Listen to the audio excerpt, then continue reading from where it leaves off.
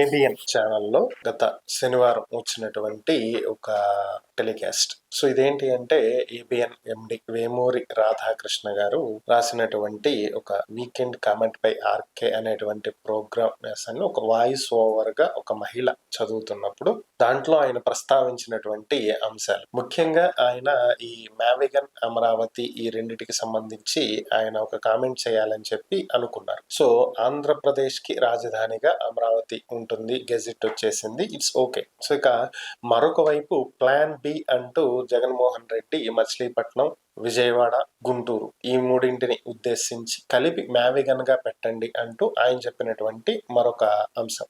So దీన్ని ఉద్దేశించే ఆయన comment చేయాలి అని చెప్పి అనుకోవటం జరిగింది. అయితే ఆయన చేసినటువంటి కామెంటే మిస్ఫైర్ అయింది. ఎందుకు మిస్ఫైర్ అయింది అంటే, ఒక జర్నలిజంలో ఉంటూ ఒక మీడియా సంస్థని నడుపుతూ ఒక పార్టీ కార్యకర్తలాగా ఒక పార్టీ నాయకుడిలాగా ఆయన చేసినటువంటి కామెంట్స్. ఎందుకని ఇలా అనాల్సి వస్తుంది అంటే, సాధారణంగా అసలు జరిగింది ఏంటో చూద్దాం మనం ఫస్ట్. దీన్ని ఉద్దేశించి మ్యావిగన్ ని సపోర్ట్ చేస్తూ వైఎస్ఆర్ కాంగ్రెస్ పార్టీ నాయకులు కావచ్చు, సోషల్ మీడియా కావచ్చు, భారీ స్థాయిలో వీడియోలు చేయటం, డిబేట్లలో పాల్గొనటం, దాన్ని సపోర్ట్ చేస్తూ మాట్లాడటం అనేది జరుగుతూ వస్తుంది. ఇక మరొక వైపు కూటమి నేతలు, టీడీపీ నేతలు ముఖ్యంగా మ్యావిగన్ ని వ్యతిరేకిస్తూ దానికి రకరకాల భాష్యాలు చెప్పుకుంటూ వాళ్ళు దాన్ని వ్యతిరేకిస్తూ దాన్ని కామెంట్స్ చేస్తూ ట్రోల్ చేయడం కూడా జరుగుతుంది. సో రెండు జరుగుతుంది. సో ఈ మధ్యలో ఈయనొచ్చి వైఎస్ఆర్ కాంగ్రెస్ పార్టీ నాయకులు ఎలా తయారయ్యారు అంటే, జగన్ ఏది చెప్తే అది గుడ్డిగా ఫాలో అయిపోయేలాగా తయారయ్యారు అని చెప్పాలనుకునేది ఆయన ఉద్దేశం. దాన్ని చెప్పేటువంటి కార్యక్రమంలో జగన్ నందిని చూపించి పంది అంటే కార్యకర్తలు నాయకులంతా పంది అని చెప్పి అంటారు, లేదు పందిని చూపించి ఇది నంది అంటే అవునవును ఇది నంది అని చెప్పి అంటారు. సో ఇక్కడ వరకు ఓకే. ఇంకొంచెం ఒక అడుగు ముందుకు వేసి ఒక గీత దాటి మాట్లాడటం జరిగింది. అదేంటి అంటే, ఈ నాయకులు ఎలా తయారయ్యారు అంటే, వారి భార్యల్ని మీ భార్యలు కాదు వీళ్ళు మీకు చెల్లెళ్ళు అని చెప్తే అవునవును నిజమే వీళ్ళు మా చెల్లెళ్ళు అని చెప్పి వారికి పెళ్లిళ్ళు చేయటానికి సంబంధాలు చూస్తారు అని. సో ఇది ఎంత దిగజారి మాట్లాడటం అనేది బహుశా ఆయనకే అనిపించిందేమో, ఇది కొంచెం మనం ఓవర్గా రాసాము, శృతి మించి వ్యవహరించాము, దిగజారి రాసామని ఆయనకి అనిపించిందేమో. అది టెలికాస్ట్ అయిన వెంటనే దాన్ని రిమూవ్ చేయడం జరిగింది.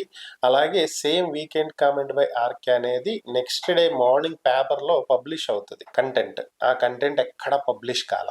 సో అంటే ఏంటి, ఆయన చేసింది తప్పు అని చెప్పి ఆయనకి అర్థమైంది. సో ఈ తరహా వ్యాఖ్యలు ఒక రాజకీయ పార్టీ నాయకుడు కార్యకర్త మాట్లాడితే వైసీపీ వాళ్ళు ఇలా ఉన్నారు, ఇలా పూర్తిగా జగన్మోహన్ రెడ్డి ఏది చెప్తే అది గుడ్డిగా నమ్ముతున్నారు, ఆలోచన లేకుండా వ్యవహరిస్తున్నారు అని అది వేరు. ఒక మీడియా సంస్థకు చెందినటువంటి వ్యక్తి ఒక జర్నలిస్ట్ మాట్లాడటం అనేది ఇది కరెక్ట్ అయినటువంటి విధానం కాదు. ఎందుకంటే జర్నలిజం ఎప్పుడు కూడా బయాస్డ్ గా ఉండదు, రెండు వైపులా కూడా ప్రశ్నించాలి. కానీ ఏబిఎన్ ఆంధ్రజ్యోతి చేసినటువంటిది చాలా చాలా పెద్ద తప్పు. జనరల్ గా సాక్షిని బ్లూ మీడియా అని చెప్పి చెప్పుకునేటువంటి వాళ్ళు ఇటు ఏబిఎన్ ని, టీవీ5 ని, మరికొన్ని న్యూస్ ఛానల్స్ వీటిని పచ్చ మీడియా అని చెప్పుకుంటారు. సో వాటిని నిజం చేశారు. సో చంద్రబాబు గారి సొంత మీడియా ఛానల్ కాకపోయినప్పటికీ కూడా ఇది టీడీపీ ఛానల్, టీడీపీ పత్రిక, టీడీపీ కరపత్రం, ఏదైతే సాక్షి పేపర్ ని వైసీపీ కరపత్రం అంటారో అలాగే కొన్ని పత్రికలు అలాగే తయారైనటువంటి పరిస్థితి టీడీపీ కూడా. సో అలాంటి పరిస్థితికి దిగజారిపోవటం మీరు మరి ఏ ఉద్దేశంతో చేశారనేది అయితే నాకు తెలియదు, కానీ మనం సింపుల్ గా ఇదే విషయాన్నే మాట్లాడుకుందాం. ఇప్పుడు జగన్ గారు 3 రాజధానులు అంటే వైసీపీ వాళ్ళందరూ 3 రాజధానులు కరెక్టే, 3 చోట్ల అభివృద్ధి చెందాలి అని చెప్పి మాట్లాడారు. అదే జగన్మోహన్ రెడ్డి గారు ఇప్పుడు మ్యావిగన్, మచిలీపట్నం, విజయవాడ, గుంటూరు అని చెప్తుంటే అవును ఇది కూడా కరెక్టే కదా, 110 కిలోమీటర్లు, 30 లక్షల మంది జనాభా, ఒక భారీ స్థాయిలో అభివృద్ధి అనేది జరుగుతుంది కదా అని చెప్పి మాట్లాడుతున్నారు. సేమ్ ఇదే మనం చూసుకుంటే మరొక వైపు టీడీపీ వాళ్ళు 33,000 ఎకరాలతోటి అమరావతిని ఏర్పాటు చేస్తున్నాం అంటే అందరూ అమరావతి అమరావతి రాజధాని అమరావతి రాజధాని అన్నారా? మరలా ఇప్పుడు 30,000 ఎకరాలు సరిపోవట్లేదు, వాటితో ప్రభుత్వ భూమి కూడా కలుపుకునే 50,000 ఎకరాలు అనుకోండి, మరలా ల్యాండ్ పూలింగ్ కి వెళ్ళాలి, ఇంకా భారీ స్థాయిలో ల్యాండ్ తీసుకోవాలి అని చెప్పి చంద్రబాబు గారు చెప్తుంటే, మరి వీళ్ళ టీడీపీ నాయకులు కార్యకర్తలు వీళ్ళంతా అవును ఇంకా భూమి తీసుకోవాలి, ఇంకా అభివృద్ధి చేయాలి, పెద్దది కట్టాలి, ప్రపంచంలో అత్యద్భుతమైన నగరంగా నిర్మించాలి చెప్తున్నారా లేదా? చెప్తున్నారు కదా. పవన్ కళ్యాణ్ గారు 15 ఏళ్లు మేము కలిసే ఉంటాము, విడిపోము, కూటమికి మా మద్దతు ఉంటది అని చెప్తుంటే జనసేన కార్యకర్తలు కూడా అదే చేస్తున్నారు కదా. సో అంటే ఇక్కడ ఏం చెప్తున్నారు మీరు అనేది ఒకసారి ఆలోచించుకోవాలి. సో ఏ రాజకీయ పక్షమైనా, ఏ రాజకీయ పార్టీ అయినా, లేదా ఏ సంస్థ అయినా, ఈవెన్ మీ ఏబిఎన్ ఆంధ్రజ్యోతిలోనైనా మీరు చెప్పింది కాదని మీ ఎంప్లాయీస్ ఏమైనా చేస్తారా? లేదు కదా. మీకు వ్యతిరేకంగా ఆర్టికల్స్ మీ పేపర్ లో పబ్లిష్ అవుతాయా? అవవు కదా. సో సింపుల్ థింగ్ ఇది. నాయకుడు ఎలా ఉంటే కిందున్నటువంటి వాళ్ళు కూడా అలాగే ఉంటారు. అది కార్యకర్తలు కావచ్చు, నాయకులు కావచ్చు, ఉద్యోగులు కావచ్చు. ఇది సహజమైనటువంటి అంశం. కానీ మీరు చెప్పిన విధానం అనేది తప్పు. ఇంకొకటి ఏంటి అంటే, మీరు దీని ద్వారా ఒకటి ఆలోచించాలి. మీరు ప్రతిసారి ఏదో చేద్దాం అనుకుని ఇంకేదో చేస్తున్నారు. గతంలో కూడా ఇలాగ ఐఏఎస్ల బదిలీల అంశంలో ఇంకేముంది, చంద్రబాబు గారు గట్టిగా వార్నింగ్ ఇచ్చారు. వైసీపీకి ఫేవర్డ్ గా ఉన్నటువంటి ఐఏఎస్ అధికారులందరినీ ట్రాన్స్ఫర్ చేశారు, అది చేశారు, ఇది చేశారని చెప్పుకొచ్చారు. ఇప్పుడు దాన్నే ఇంకోలాగా జనం అర్థం చేసుకుంటున్నారు. ఏంటి అంటే, అధికారంలో లేకపోయినప్పటికీ కూడా జగన్మోహన్ రెడ్డి గవర్నమెంట్ లో తన మనుషుల్ని ఉంచుకుని మొత్తాన్ని ప్రభావితం చెయ్యగలుగుతున్నాడు, ఆయనకు క్యాపబిలిటీ ఉంది అనేది మీరే ఇండైరెక్ట్ గా ప్రజల్లోకి పంపించారు. ఇప్పుడు కూడా అంతే. జగన్మోహన్ రెడ్డి ఏది చెప్తే అది బ్లైండ్ గా కార్యకర్తలు వింటారు అని చెప్పి మీరు చెప్పడంతో పార్టీకి ఇంకా అత్యద్భుతమైనటువంటి బలం ఉంది. ఓడిపోయినప్పటికీ కేవలం 11 సీట్లకే పరిమితమైనప్పటికీ కూడా వైఎస్ఆర్ కాంగ్రెస్ పార్టీకి ఉన్న చరిష్మా గాని, జగన్మోహన్ రెడ్డికి ఉన్న చరిష్మా గాని ఏమాత్రం తగ్గలేదు. ఆయన కార్యకర్తలు, నాయకులు అంతా కూడా ఆయన కోసం నిలబడి ఉన్నారు. ఆయన ఏది చెప్తే అది గుడ్డిగా నమ్మి ఫాలో అయిపోయి ఆయన కోసం పనిచేస్తారు అనేది మీరే ఇండైరెక్ట్ గా వైసీపీకి ప్రచారం కల్పిస్తున్నారు. టీడీపీ వాళ్ళు అలా లేరా? జనసేన వాళ్ళు అలా లేరా? బీజేపీ వాళ్ళు అలా లేరా? ఎవరైనా అలాగే ఉంటారు. కానీ మీరు చేస్తున్నది వైసీపీకి మేలు కలిగే విధంగా చేస్తున్నారు. మీరేదో చెయ్యాలి, కొంచెం వైసీపీని వీక్ చేయాలి అనుకుంటూ మీరే స్ట్రాంగ్ చేస్తున్నారు. వైసీపీకి పిల్లర్ లేసి బేస్మెంట్ లేసి నిలబెడుతున్నారు మీరే, ఇంకా కరెక్ట్ గా చెప్పాలంటే. సో మీరు చేసేటువంటి కామెంట్స్ నష్టం చెయ్యకపోగా ఆ నష్టం టీడీపీకి, కూటమికి చేస్తున్నాయి తప్ప మరొకటి కాదు. కాబట్టి ఇంత అనుభవం కలిగి, ఇంత స్థాయి హోదా కలిగి, స్థాయి హోదా అంటే మీరు ఇక్కడ డబ్బుతో పోల్చొద్దు, నేను డబ్బు గురించి మాట్లాడట్లా, జర్నలిజంలో మీకున్నటువంటి అనుభవం గురించి నేను మాట్లాడుతున్నా. సో ఇంత అనుభవం, ఇంత ఇది కలిగి ఉండి కూడా స్టిల్ మీరు ఇంత దిగజారిపోయి మాట్లాడటం అనేది చాలా చాలా శోచనీయమైనటువంటి అంశం. ఇది మీ విఘ్నతకే వదిలేయాల్సినటువంటి పరిస్థితి. ఒకసారి మీరే ఆలోచించుకోవాలి. అది మీకే తప్పనిపించింది కాబట్టి ప్రోగ్రామ్ అయితే డిలీట్ చేశారు. కానీ మీరు ఇదే అంశాన్ని బయటకు వచ్చి ఒక బహిరంగ క్షమాపణ, సో ఈ విషయంలో పొరపాటున మాట దొర్లింది, పొరపాటు అయిపోయింది అని చెప్పి ఉంటే అది ఇంకా బాగుండేది.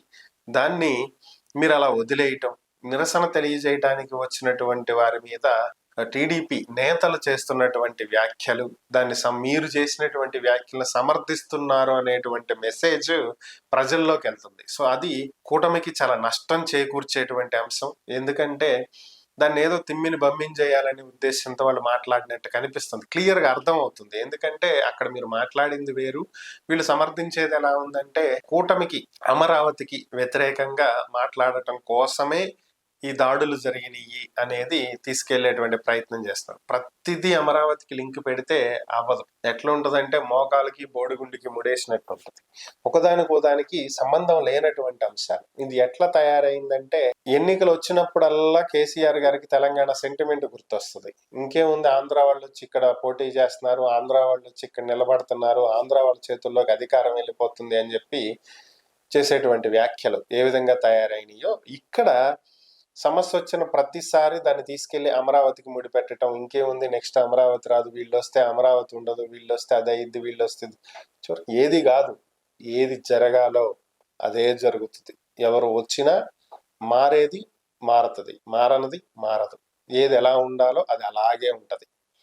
సో మీరు అనుకుంటే అయిపోయేది కాదు, ఆపాలనుకుంటే ఆపేది కాదు.